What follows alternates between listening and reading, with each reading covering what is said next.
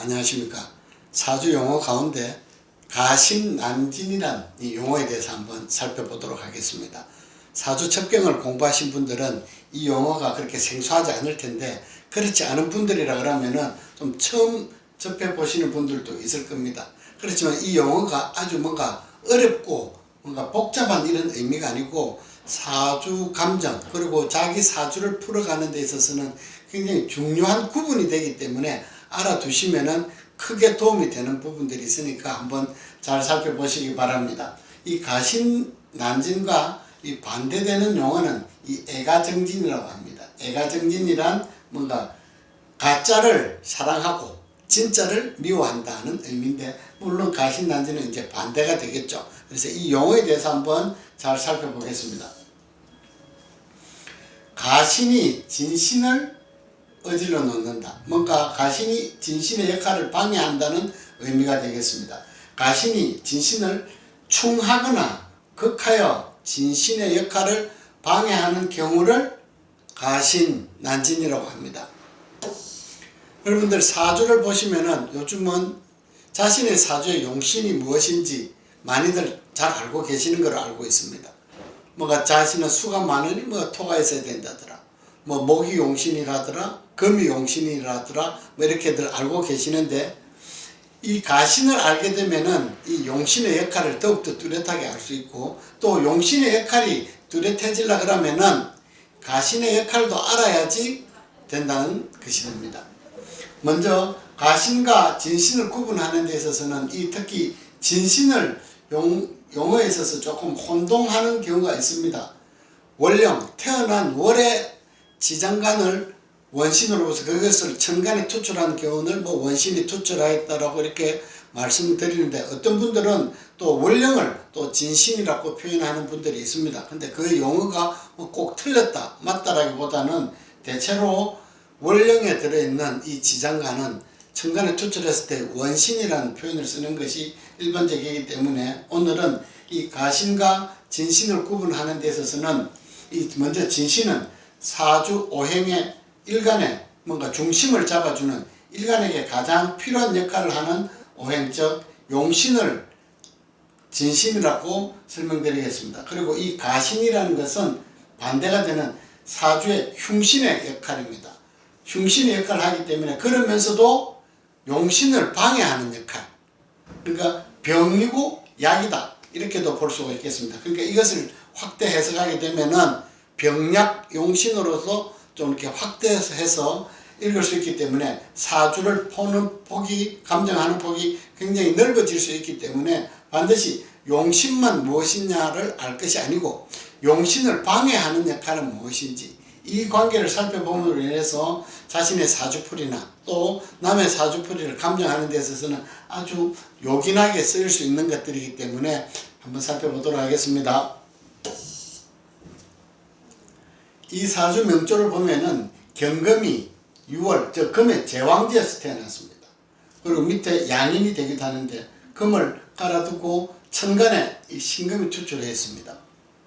그러니까 일간의 입장에서는 왕성해진 것은 분명합니다. 그러니까 일간이 이게 왕성해짐에 따라서 가장 쓰고 싶은 것은 이 양인, 급제를 합사라는 병화를 쓰고 싶은데 병화가 없기 때문에 천간에 투출한 이 정관을 용신으로 쓰고 싶습니다. 그래서 일간으로서는 용신을 정화로, 정관을 용신을 택했는데, 이때 사주원국에 보면은 이 형상에서 일간이 신강한 상태에서 식재관이 다 투출해 있는 상태입니다. 식재관이 다 밖으로 나와 있다 보니까 일간으로서는 식상을 쓸 것인지 관성을 쓸 것인지 이 두 개를 중에 하나를 택해야 되는데, 물론 재성은 식상의 보조나 관성의 보조가 되는 것이지, 재성은 특히나 비겁이 이렇게 뭉쳐져 있는 상태에서는 재성은 쓸 수가 없기 때문에 반드시 상관 또는 정관을 용신으로 취해야 되는데, 이 경우는 사주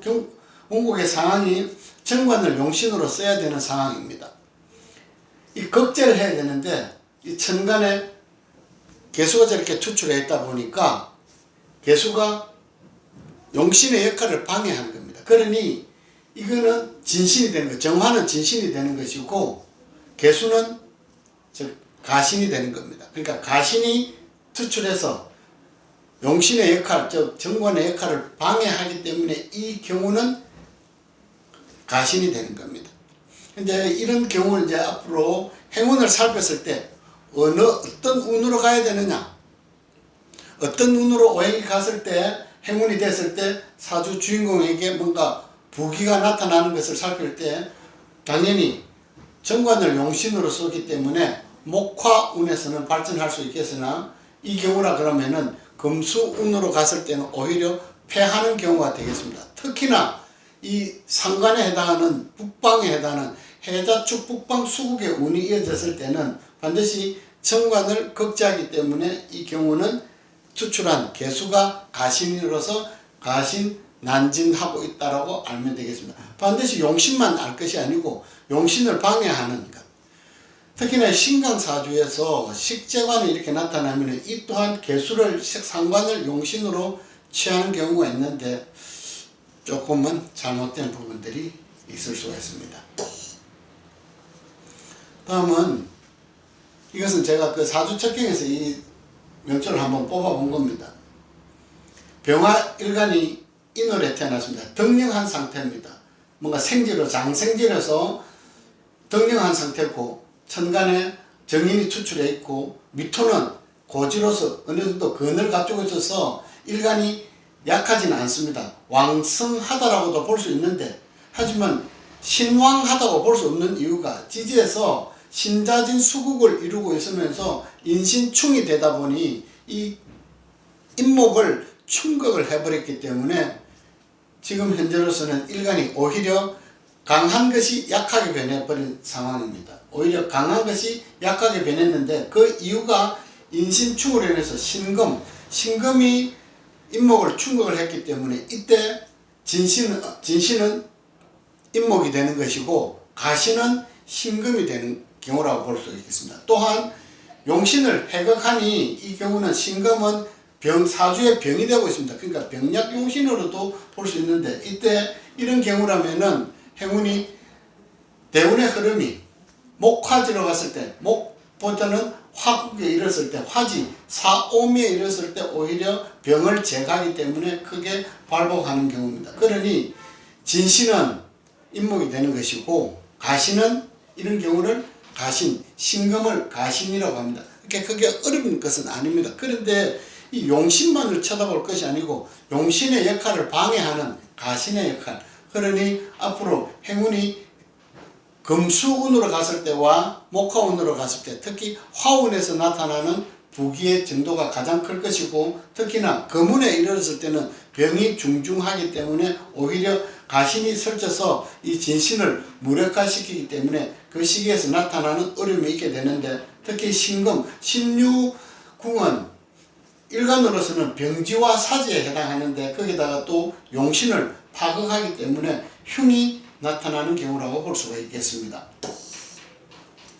다음에 명조는 일간이 신금일간이 신월에 태어나서 금에 록광지를 두고 있습니다. 거기다 겁재까지 투출했고 여기 보면은 바로 앞에 명자와 약간 비슷합니다. 일간이 신금에서 경금으로 바뀐 것이고 그 다음에 투출한 정화가 이제 편관이 됐고 오히려 개수는 식신으로서 이렇게 바뀐 형국입니다. 근데 이 사주 명조를 잘 들여다보시면은 일간으로서는 거의 종왕격에 해당합니다. 로광지를 두어서 이 편관, 즉 정화를 제외하면은 이 일간에 종왕이 되는 것에 있어서 거스르지 않는데 그리고 종왕격이면서도 한편으로는 종혁격이라고도 할 수가 있습니다. 그런데 편관이 투출해서 종왕격과 종혁격을 전부 다 파격으로 이렇게 했습니다. 그러니 이 경우는 이 편관은 사주의 병이 됩니다. 오히려 사주의 병이 되는 것과 동시에 일간으로서는 개수를 용신이 됩니다. 이 왕성한 일간의 수기를 설계하는 개수를 용신으로 사용하게 되는데 행운이 수운으로 가게 된다면은 계속 사주의 병이 되고 있는 정화를 극제함으로 인해서 부기가 나타나는 것은 자명한데 반대로 이 운이 목화운으로 이렇게 된다면은 사주의 병을 키워주는 목화운으로 이랬을 때는 특히나 군비쟁제와 그 다음에 파격을 더욱더 이르기 때문에 이 경우는 병으로서 사주의 격을 무너뜨리기 때문에 이 또한 가신이 되는 경우라고 볼 수가 있겠습니다. 그러니 이 경우와 바로 앞에 명조를 한번 잘 살펴보시면은 조금 공부하는데 도움도 될 테고, 이런 명조라 그러면 이 진신과 가신을 구분함으로 인해서 자신에게 어떠한 대운에서 어떠한 부기가 나타나는지를 함께 살펴보는데 도움이 될 수 있을 것이라고 생각합니다. 가신난진 이 용어가 어려운 듯 하지만 이 용어가 가지고 있는 이 담백한 부분을 해석하시게 되면은, 이해를 하게 된다면은 자신의 사주를 푸는데, 자신의 운명을 읽어가는데 크게 도움이 되는 글자라고 할 수 있겠습니다. 다음 시간에는 제가 한번 애가정진에 대해서도 한번 설명해 드려 보도록 하겠습니다. 감사합니다.